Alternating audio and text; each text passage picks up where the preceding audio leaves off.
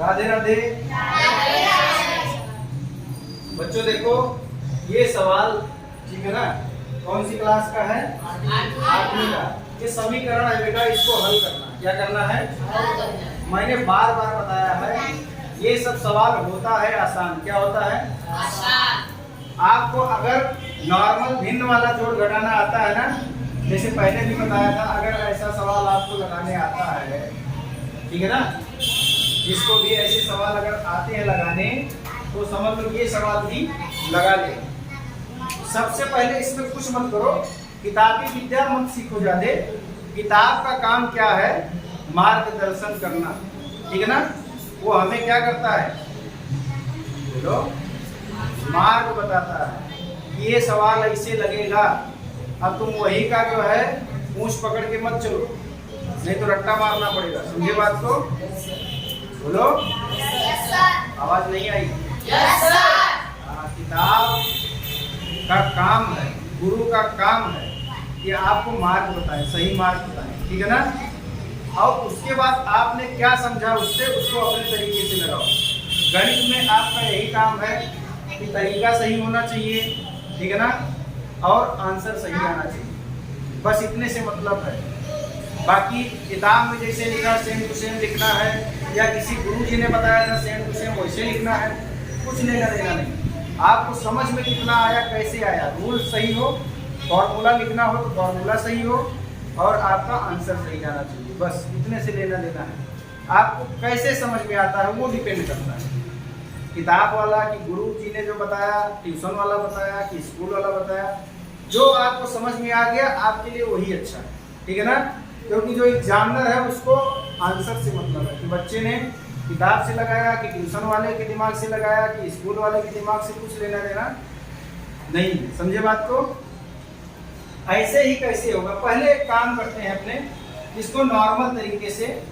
अगर चाहो बेटा, मैंने पहले भी बताया है कि ऐसा सवाल जब भी आपको लगाना हो, ठीक है ना, ऐसा सवाल जब भी आपको लगाना हो, मैं पहले भी बता चुका हूँ कि चर और अचर को पहचानो। किसको पहचानो? अचर। अब बताओ बेटा रितु, इसमें अचर कौन सा है? बोलो, ये साइड का पहले बताओ, अचर कौन सा है? हाँ? इसी बड़ी बड़ी आंख क्या है? दो। कौन सा दो? ये दो। अच्छा, अब अचर पद कौन सा है? चलो ये बताओ, अचर पद आप बोलो बेटा। सिमरन, इसमें अचर पद कौन सा है और चर पद कौन सा है? हाँ? डेट बोलो। लेकिन जो चर होता है एक्स वाई जेड ऐसे करके हम लोग मानते हैं, समझ गए। और अचर जो होता है वो गिनती होता है। अचर में बताया लिखे हो कहीं पे? ऐसे तो जब पढ़ाया जाएगा तो बड़े ज्ञानी बन जाओगे कि ना लिखने की जरूरत है ना कुछ। आज तक कम से कम पूर्ण संख्या, प्राकृतिक संख्या, पूर्णांक, परिमेय संख्या, ये सब कम से कम 20 बार बताया होगा, लेकिन किसी के पास कोई नोट्स नहीं मिलता जल्दी, सब भुला जाते हो। कहाँ से आएगा? अभाज्य संख्या, सम संख्या, विषम संख्या सब बताया हो, लेकिन किसी के पास नोट ही नहीं बनाया कुछ कि कहीं पे लिख के रख लो मस्त बाद में। और बार बार लिख के भी बताया हूँ, ऐसा नहीं कि ऐसे बोल दिया हूँ। अचर बेटा जो गिनती में होते हैं उसको क्या कहते हैं? अचर। अचर मतलब ये भी बताया हूँ फिक्स, और चर मतलब जो बदलते रहते हैं। चर मतलब जिनका मान बदलता रहता है, जैसे एक्स वाई जेड, इन सब का मान अलग अलग आएगा। कहीं एक्स का मान 1 होगा तो कहीं 2 होगा तो कहीं 4 होगा, समझे ना। लेकिन 1 2 3 4 जो है ये अचर है, ये एकदम फिक्स है। कहीं भी 1 लिखना है तो 1 लिखो, 2 लिखना है तो। ऐसे ही जब पद की बात आई थी तो मैंने कहा था गिनती वाले सब अचर पद हैं, लेकिन जैसे ही अचर के साथ कोई जो है चर आ गया तो उसको चर पद ही कहा जाएगा, समझे ना। अब इसमें 2 और 3 अगर देखा जाए तो ये तो दिखने में अचर है, लेकिन इसके साथ चर पद आ गया तो ये पूरा पद इसने इसको बना दिया चर पद, समझ गए ना? तो इस तरह से समझो बेटा। मैंने ऐसा भी करके बताया था कि कहीं पे 4 गुणे x है, ठीक है ना? तो इसका मतलब ये क्या हो गया, चर पद। कौन सा पद है? अब इसमें जैसे कहने का मतलब ये है अचर और ये है चर, और दोनों मिला करके क्या बन गया, चर पद। समझ गए ना? ये क्या है, अचर गुणे चर। समझ गए ना? ये पद कौन सा बनाएगा, चर पद। समझ गए ना? ये इस पद को क्या कहेंगे, चर पद कहेंगे। समझ गए ना? क्यों?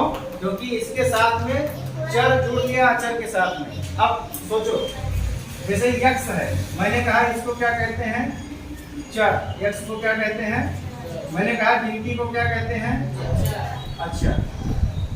कितनी बात आई समझ में कि 1 2 3 4 मतलब कुछ भी हो, ये सब क्या है, अचर। अब यक्ष के साथ कुछ नहीं दिख रहा है, मतलब एक है। आपको क्या लगता है कि x के साथ 0 होगा? अगर 0 होगा तो 0 सब हो जाएगा, क्योंकि 0 का गुणा अगर किसी में हुआ तो क्या हो जाएगा, सब 0। आगे बात समझ में, किसी को कोई दिक्कत? समझ गए ना? तो ऐसे ही जब चर और अचर मिल जाएंगे तो पूरा पद क्या हो जाएगा, समझ गए ना? जैसे मान लो आपका नाम है क्या नाम है तुम्हारा, शिवा मौर्य, ठीक है ना? ऐसे मान लो शिवा मौर्य आ गया, ऋतु मौर्य आ गया, मान लो सलोनी मौर्य आ गया, ठीक है ना? नेहा मौर्य आ गया, ऋतु आ गया, ऋतु आ गया, सिद्धू बिंदु, ठीक है ना? तमाम मौर्य आ गया। लेकिन अगर कोई कहा जाए कि किस समाज का है तो कहोगे मौर्य समाज, तभी नहीं कहोगे शिवा समाज का, या ये नहीं कहोगे विनीत मौर्य समाज का, ऐसा कहोगे? ऐसे ही बेटा, जब तक ये चर है तब तक ये चर है, जब तक ये अचर है तब तक अचर है। लेकिन जब दोनों मिल गए तो इनका चर पद माना जाएगा, ठीक है ना?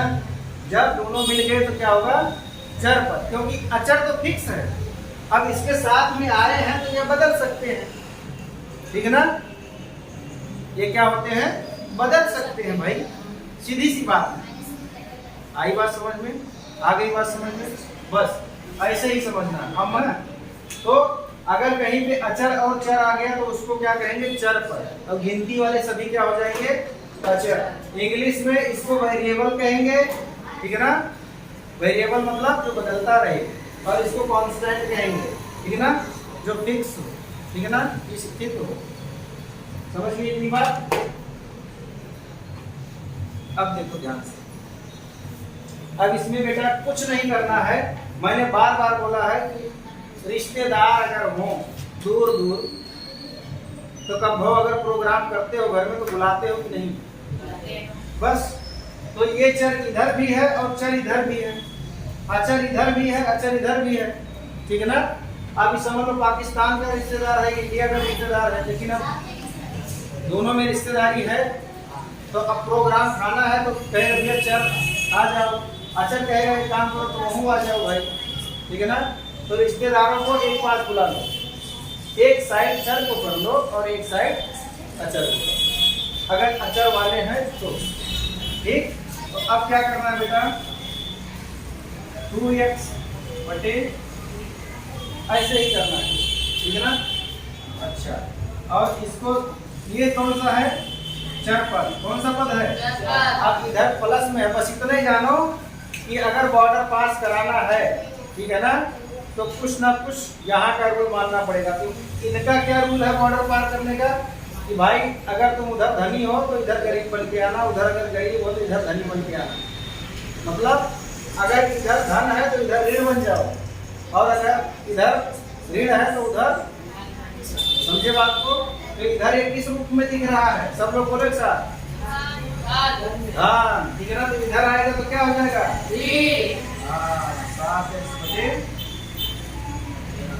बराबर। अब यहाँ पे क्या है, अच्छा, अब इसको लिखा और इसको नहीं लिखा है, एक पे लाइन में दोनों काम करा रहा हूँ, इसके लिए ध्यान देना बेटा, ठीक है ना? अब इसको उधर लेकर के चले जाओ, पहले इसके घर की चीज यहाँ पे लिख लो। अब इसको उधर ले जाना है तो इसको बाद में, जैसे इधर की चीज लाया इसको बाद में लिखा, वैसे इधर से कुछ ले जाओ तो इसको भी बाद में लिखो। तो अब इधर प्लस x है, इधर जाएगा तो क्या होगा, इतनी बात आई समझ में? बस अब इसको नॉर्मली आपको हल करती है, इसलिए का चिन्ह होता है, इसको ऐसे लगा सकते हो, एक बिंदी ऊपर दो बाजू में, ठीक है ना, एक बिंदी ऊपर और दो इसे आजू बाजू में, इसलिए ठीक है ना, ऐसा कर सकते हो, चिन्ह लगा सकते हो, आपकी इच्छा, ठीक है ना। नहीं तो या हिंदी में भी लिख सकते हो, या ऐसे एरो भी लगा सकते हो, आपकी इच्छा, ठीक है ना। आपकी किताब में ऐसे बिंदी बिंदी खूब दिया होगा, ठीक है ना, तो बिंदी ही लगा दो। अच्छा इधर देखो बेटा, इसको नॉर्मल जैसे आप हल करते हो, हल करने कुछ करने की जरूरत नहीं है। अब लासा निकाल के करते हो, कैसे करते हो? लासा निकाल के करते हो ना, तो इनका लासा कितना होगा?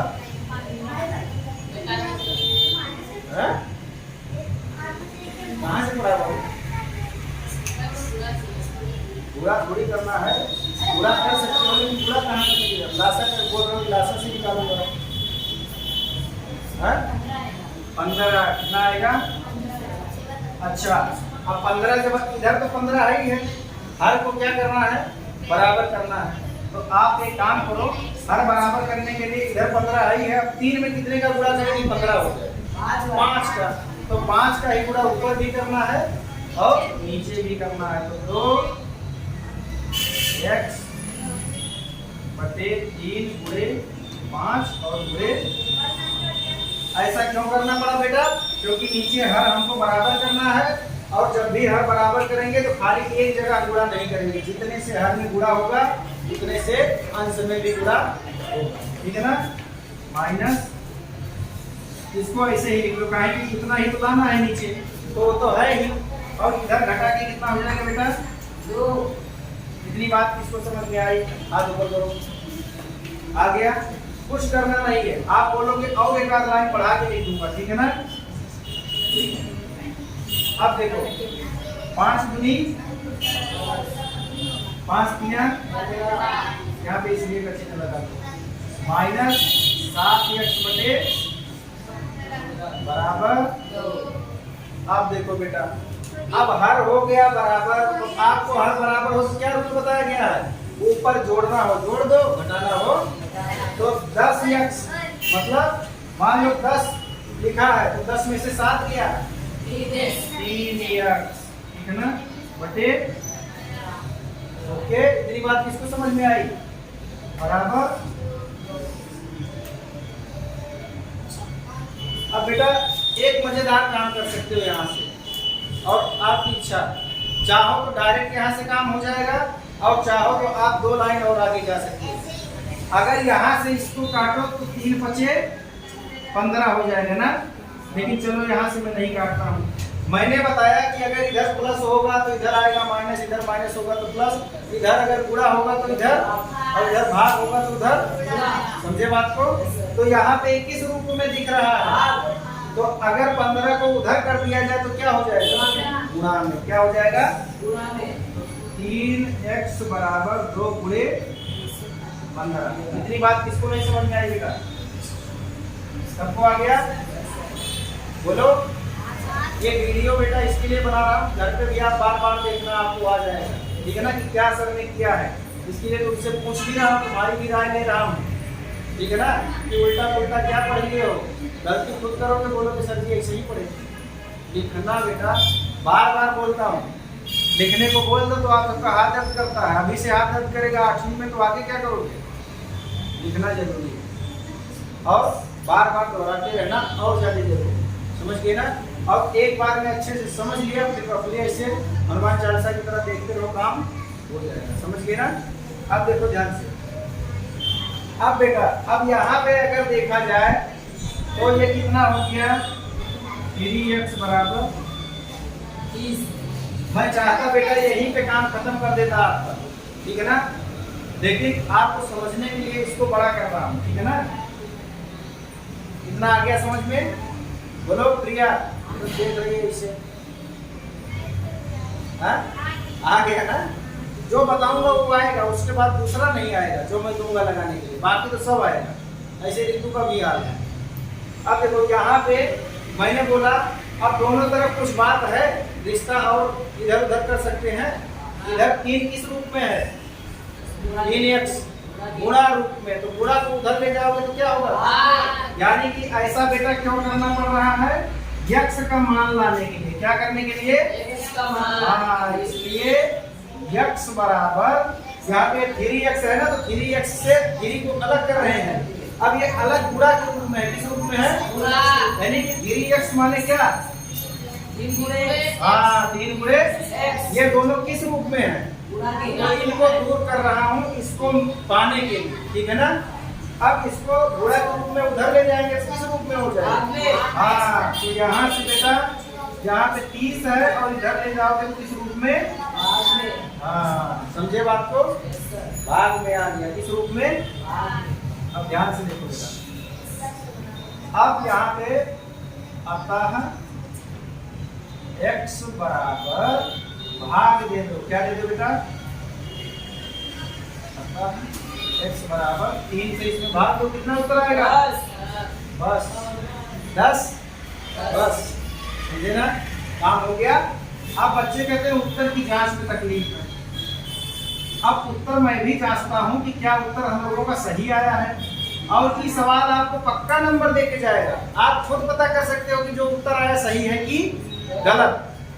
उत्तर की जांच में सबसे पहला काम करो, जो सवाल दिया है वो सवाल ही लिख लो, क्या करो, अच्छा, तो 2x बटे 3 प्लस 1 बराबर 7x,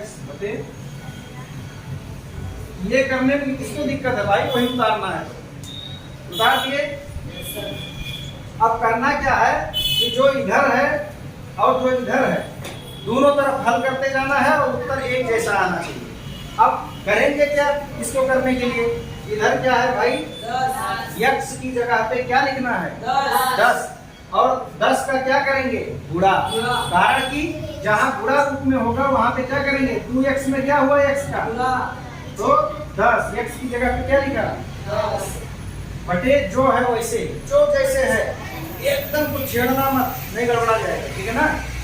अब इधर प्लस 1 बराबर इधर 7x, x किस रूप में है, हाँ, तो x को गुणे बटे, हाँ, एकदम वही उतार दो, कोई चक्कर मकर नहीं करने का, ठीक है ना, एकदम वही कर देने का। अब 10 दूनी 20 बटे प्लस 10 बटे प्लस 3। अब इसको हल करना जिसको आता हो फटाफट हल करके बताओ जल्दी से, कौन कौन कर लेगा, हैं?